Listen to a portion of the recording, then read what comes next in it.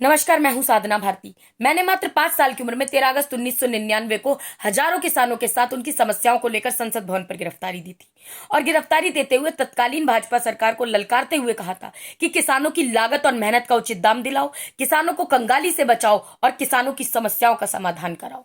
मगर जब जब भाजपा की सत्ता आती है, तब तब किसानों पर कहर ढाती है। वर्तमान में भाजपा की मोदी सरकार है जो कहती थी कि हम किसानों की मेहनत और लागत का 1.5 गुना दाम दिलाएंगे, हम किसानों की आय को दोगुनी कराएंगे। मगर जब से सत्ता में आई मोदी सरकार, बंद हुए सब कारोबार, किसानों पर बढ़ गए अत्याचार, देश में मच गया हाहाकार।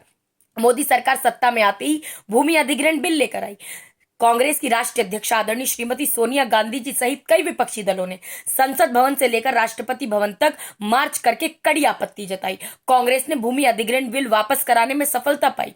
एक बार फिर भाजपा की मोदी सरकार किसान विरोधी 3 काले कानून लेकर आई है। भाजपा ने किसानों को बंधुआ मजदूर बनाने की कसम खाई है।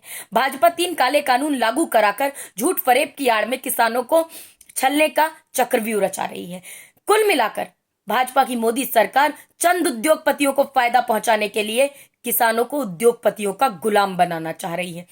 मैं भी किसान परिवार की बेटी हूं। मैं पूछना चाहती हूं कि मोदी सरकार सियासत का ये कैसा एहसान करती है कि एक तरफ तो आंखें छीन लेती है और दूसरी तरफ चश्मे दान करती है।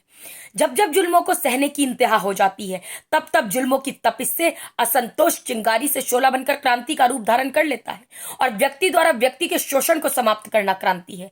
पहले एक क्रांति हुई थी कांग्रेस के नेतृत्व में हिंदुस्तान आजाद कराने के लिए।